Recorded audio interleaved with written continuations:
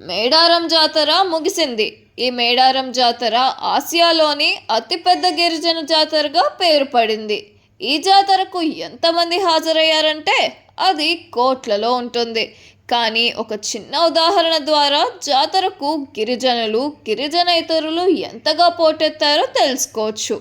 సుమారుగా 14 లక్షల కోళ్లు, మేకలు అమ్మవారి వద్దకి హాజరైన వారు సమర్పించుకున్నారు. అక్కడే గుడారాలు వేసుకొని తాము వెంట తెచ్చుకున్న కోళ్లను, మేకలను అమ్మవారికి బలిస్తూ తాము కూడా ప్రకృతిలోనే వంటలు చేసుకొని ఆ జాతరను ఎంజాయ్ చేశారు. సహజంగా ఎంత పెద్ద జాతర జరుగుతూ ఉంటే, ఎన్ని కోట్ల మంది వస్తూ ఉంటే వారికి కావాల్సిన ఏర్పాట్లు చేయటం, బందోబస్తు చేయటం ప్రభుత్వానికి సవాలే.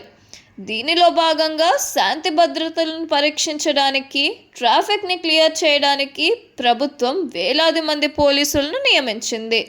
పోలీసులు పనితీరుతో ప్రభుత్వానికి మంచి పేరు వచ్చింది. ఈ పోలీసులు ఇంతగా హైలైట్ అవ్వడానికి ఇంకో కారణం ఉంది.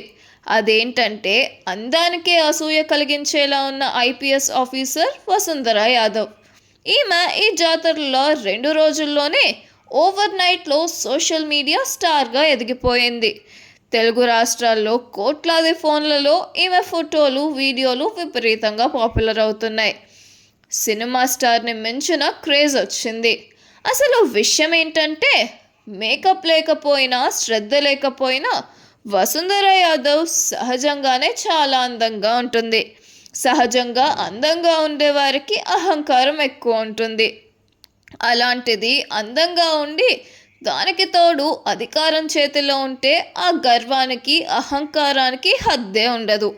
కానీ అందం ఉన్నా, అధికారం ఉన్నా ఆమెకి ఏమాత్రం గర్వం, అహంకారం అనేది తలకెక్కలేదు. ఆ జాతరలో గిరిజనులతో కలిసి మమేకమై బందోబస్తు బాధ్యతను నిర్వహించింది. గిరిజనులు ఆదివాసీ నృత్యాలు చేస్తారు. ఈ నృత్యం చేసే కార్యక్రమంలో తెలంగాణ మంత్రి, గిరిజన నాయకురాలు సీతక్క కూడా నృత్యం చేశారు. సీతక్కతో పాటు గిరిజనులతో కలిసి వసుంధరా యాదవ్ కూడా నృత్యం చేశారు. అసలే అందమైన రూపం, అమాయకమైన ముఖం, దానికి చక్కని నృత్యం తోడైతే నిమిషాల వ్యవధిలోనే విపరీతంగా వైరల్ అయిపోయింది వసుంధరా యాదవ్. ఇప్పుడు వసుంధరా యాదవ్ పేరు చెప్తే తెలుగు రాష్ట్రాల్లో మేడారం మోనాలిసాగా పిలుస్తున్నారు. ఎందుకంటే కుంభమేళాలో పూసలు అమ్ముకునే అమ్మాయి మోనాలిసా ఎంత పాపులర్ అయిందో అందరికీ తెలుసు. అలానే మేడారం జాతరలో వసుంధరా యాదవ్ అంత పాపులర్ అయింది. ఇప్పుడు అందరికీ అందంగా ఉన్న వసుంధరా యాదవ్, ఐపీఎస్ ఆఫీసర్గా ఉన్న వసుంధరా యాదవ్, నృత్యం చేసే వసుంధరా యాదవ్ మాత్రమే కనిపిస్తుంది. ఆ వసుంధరా యాదవ్ వెనక ఆమె విజయం వెనుక ఉన్న కృషి, పట్టుదల, వరుస ఓటములు, నాన్నకు ఇచ్చిన మాట, అంతిమంగా విజయం, ఇవన్నీ మరుగున పడిపోయాయి. అసలు ఎవరు ఈ వసుంధరా యాదవ్? ఎక్కడి నుంచి వచ్చారు? ఆమె ఏం చదువుకుంది? వాళ్ళ నాన్న ఎవరు? భర్త ఎవరు? వసుంధరా యాదవ్ స్వస్థలం ఏంటి? ఇవన్నీ తెలుసుకుందాం. వసుంధరా యాదవ్ ఉత్తరప్రదేశ్ రాష్ట్రంలోని అజంగద్కు చెందింది. ఈమె సాధారణ మధ్యతరగతి, వెనుకబడిన వర్గానికి చెందిన యాదవ్ కులంలో జన్మించింది. అందరి మధ్యతరగతి కుటుంబాల్లో లాగా సాఫ్ట్వేర్ ఉద్యోగం సంపాదించాలన్న తలంపుతో, కుటుంబానికి అండగా ఉండాలనే బీటెక్ సిఎస్సి కోర్స్ తీసుకుంది. కానీ తండ్రి ఆశయం వేరు.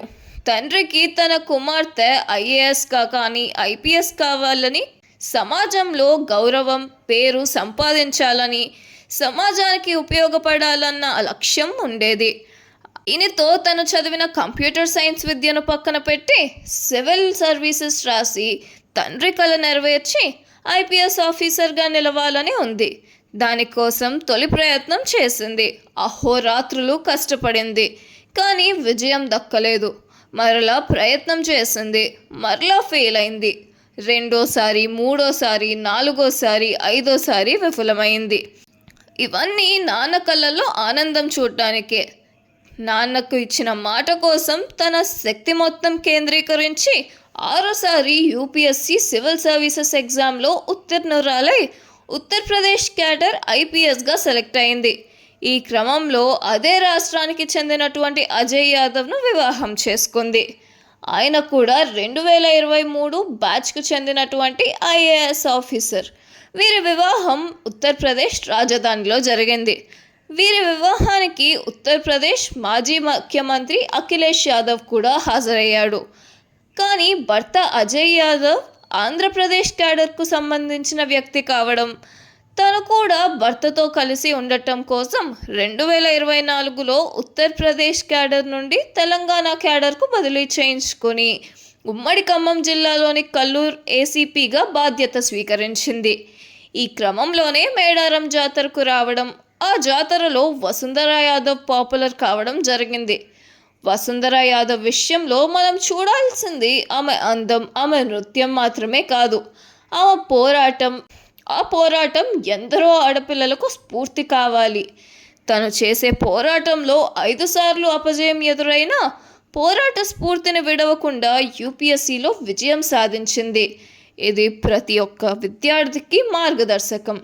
తండ్రికి ఇచ్చిన మాట కోసం, తండ్రి కళ్ళల్లో ఆనందం కోసం ఎన్నో సంవత్సరాలు పోరాడింది.